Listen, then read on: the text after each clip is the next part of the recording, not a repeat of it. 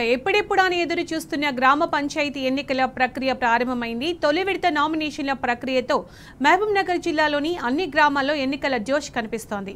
Sarpanch, ward member అభ్యర్థుల నామినేషన్లతో గ్రామాల్లో సందడి వాతావరణం నెలకొంది. 3-4 గ్రామాలకు ఒక దగ్గర క్లస్టర్ ఏర్పాటు చేసి అధికారులు అక్కడే నామినేషన్లు స్వీకరిస్తున్నారు. దీనిపై మరింత సమాచారం మా ప్రతినిధి నరేష్ అందిస్తారు. మహబూబ్ నగర్ జిల్లా వ్యాప్తంగా మొదటి విడత గ్రామ పంచాయతీ ఎన్నికల నామినేషన్ల పర్వం ప్రారంభమైంది. ఇవాళ ఉదయం 10:30 నుంచి నామినేషన్ల పర్వం ప్రారంభమైంది. ఉమ్మడి మహబూబ్ నగర్ జిల్లా వ్యాప్తంగా ఉన్నటువంటి 2,150 గ్రామ పంచాయతీలకు 4,870 వార్డులకు ఎన్నికలకు సంబంధించి నామినేషన్ల స్వీకరణ ప్రారంభమైంది. ప్రస్తుతం మనం మహబూబ్ నగర్ రూరల్ మండలం ధర్మాపూర్ గ్రామం వద్ద ఉన్నాం. ఇక్కడ విజువల్స్లో చూడొచ్చు, గ్రామ పంచాయతీ వద్ద సందడి వాతావరణం నెలకొంది. అధికారులంతా కూడా ఇప్పటికే ఇక్కడికి చేరుకున్నారు. గ్రామ పంచాయతీ ఎన్నికలకు సంబంధించి నామినేషన్లు వేసేటటువంటి వారికి సంబంధించినటువంటి పత్రాలను ప్రతి 3-4 గ్రామ పంచాయతీలకు ఒక క్లస్టర్ని ఏర్పాటు చేశారు. ఆ క్లస్టర్లోనే ఆ మిగిలిన 3-4 గ్రామ పంచాయతీల వాళ్ళంతా కూడా వచ్చి నామినేషన్లు వేయాల్సి ఉంటుంది. మహబూబ్ నగర్ రూరల్ మండలానికి సంబంధించి ధర్మాపూర్ ఒక క్లస్టర్గా ఉంది. ఇక్కడ జమిస్తాపూర్, తెలుగుగూడెం, చౌదర్పల్లి, ధర్మాపూర్ 4 గ్రామాలకు సంబంధించి ఇక్కడ నామినేషన్లను స్వీకరించనున్నారు. ప్రస్తుతం ఈ నామినేషన్ల ప్రక్రియ సాయంత్రం 5 గంటల వరకు కూడా కొనసాగనుంది. 3 రోజుల పాటు నామినేషన్లను స్వీకరిస్తారు.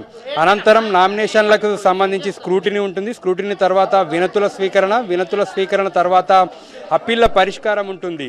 తర్వాత నామినేషన్ల విత్డ్రాకు సమయం ఉంటుంది. మొదటి విడత నామినేషన్లు వేసినటువంటి వారికి సంబంధించి పోలింగ్ 11వ తేదీన జరగనుంది. ఇప్పుడే నామినేషన్ వేసి వచ్చినటువంటి జమిస్తాపూర్ గ్రామానికి సంబంధించినటువంటి వాళ్ళు ఉన్నారు, వారితో మాట్లాడదాం. ఎట్లా ప్రిపేర్ అయ్యారు? ఎలక్షన్లు చాలా నుంచి కూడా ఎదురు చూస్తూ ఉన్నారు. ఇవాళ నామినేషన్ల డేట్ రానే వచ్చింది. ఎట్లా అనిపిస్తుంది నామినేషన్ వేయడం? ఈరోజు సంతోషంగా అనిపిస్తుంది. కరెక్ట్ సమయానికి వచ్చి మేము జమిస్తాపూర్ గ్రామ సర్పంచ్గా బీఆర్ఎస్ పార్టీకి వెళ్ళి ఈరోజు పోటీ చేయబోతున్నాం. మా గ్రామం జనరల్ మహిళ అయింది. మా శ్రీమతి గారిని పోటీ చేపిస్తున్నాం.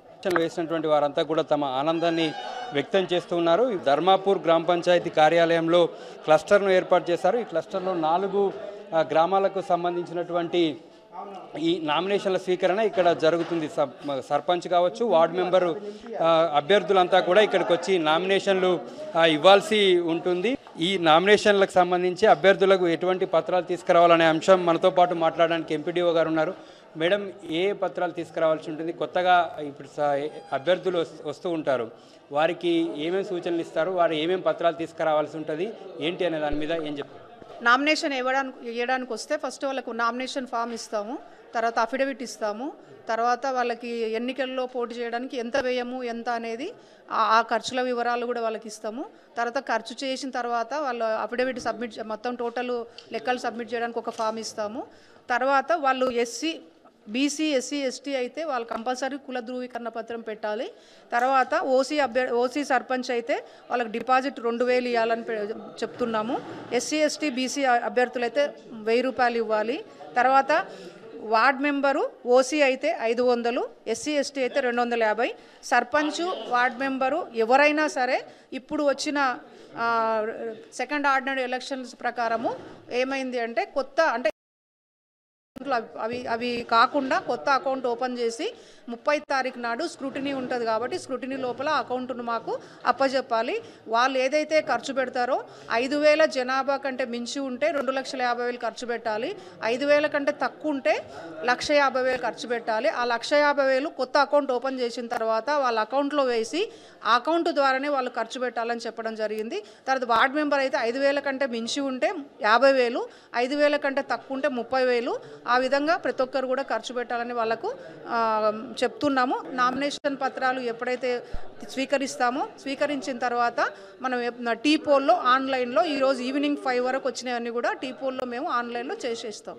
గతంలో వార్డు మెంబర్కి అకౌంట్ తీయడం అనే నిబంధన లేదు, ఈసారి కొత్తగా పెట్టారంటారు మేడం. అంటే ఈసారి ఎలక్షన్ కమిషన్ యొక్క ఆదేశాల ప్రకారం పెట్టాము. ఇంకొకటి కూడా కొత్త నిబంధన ఏం చేశారంటే, ఇంతకుముందు గతంలో 2 పిల్లలు మాత్రమే ఉంటేనే పోటీ చేయాలన్నారు. ఇప్పుడు ఆ నిబంధన ఎత్తివేసి కొత్త ఆర్డినెన్స్ తేవడం జరిగింది. ఎంతమంది ఉన్నా కూడా పోటీ చేయమని చెప్పడం జరిగింది.